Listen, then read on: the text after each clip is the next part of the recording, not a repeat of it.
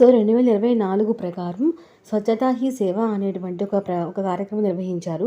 అయితే దాని థీమ్ ఏంటి అని చెప్పి ఇచ్చారండి. సో ఆప్షన్ ఏ వచ్చేసరికి స్వభావ స్వచ్ఛత, సంస్కార స్వచ్ఛత. ఆప్షన్ బి స్వచ్ఛత మీ సేవ సంకల్పం.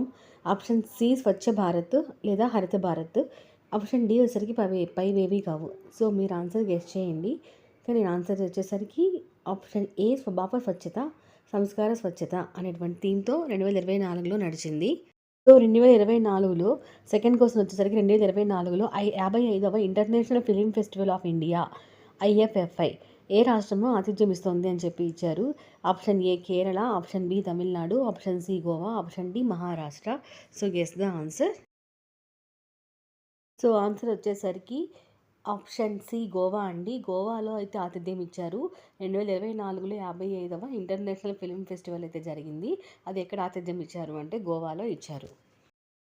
సో నెక్స్ట్ క్వశ్చన్, ఇటీవల భారత వైమానిక దళం యొక్క ఎలైట్ 18 ఫ్లయింగ్ బుల్లెట్స్ స్క్వాడ్రన్లో చేరినటువంటి మొదటి మహిళా పైలట్ ఎవరు అని చెప్పి ఇచ్చారు. Option A Avani Chaturvedi, option B Bhavana Kant, option C Mohan Singh, option D Preeti Chauhan. So guess the answer.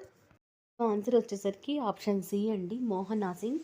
Mohana Singh ఈ ఎలైట్ 18 ఫ్లయింగ్ బుల్లెట్స్కి సంబంధించి స్క్వాడ్రన్లో చేరినటువంటి మొదటి మహిళా పైలట్గా అయితే పేరు పొందారు.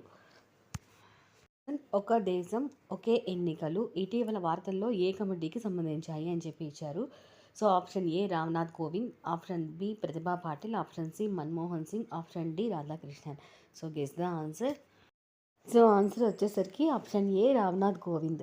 రామ్నాథ్ కోవింద్ గారి కమిటీ సూచించిన సూచనల మేరకు అయితే ఇటీవల ఒకే కమిటీకి సంబంధించి ఇటీవల ఒకే దేశం ఒకే ఎన్నికలు అనేవి జరగడం ప్రారంభించాయి.